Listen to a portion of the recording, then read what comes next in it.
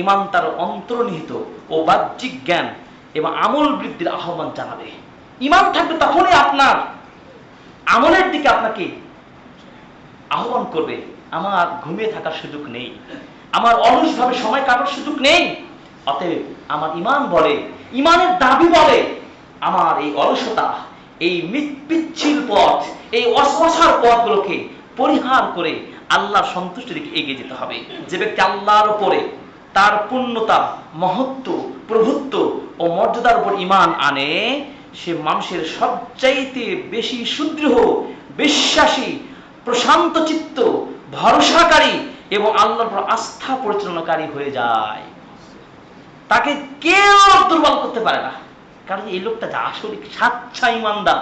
আমরা বলি কি, ইমানদারের বাচ্চা ইমানদার। একে অনেকভাবে চেষ্টা করলাম, একে দুর্বল করতে পারলাম না, একে আমার মতো করে আকর্ষিত করতে পারলাম না। এর ইমানটা এতই মজবুত, একে একবার বললাম চলো না কক্সবাজার ট্যুরে যাই, কয়েকদিন আনন্দ করি, খেলাধুলা করে আসি, টুর্নামেন্ট করি, অমুক করি, তমুক করি, একে পারলামই না।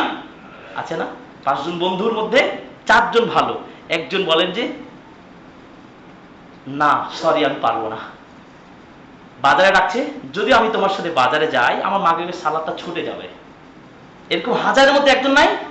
আছে, দুনিয়া আছে, ইমানদার আছে বলে দুনিয়া চলছে। সুতরাং একজন ইমানদারের পরিচয়টা এমনই, সে চাইলেও তাকে আপনি নিতে পারবেন না।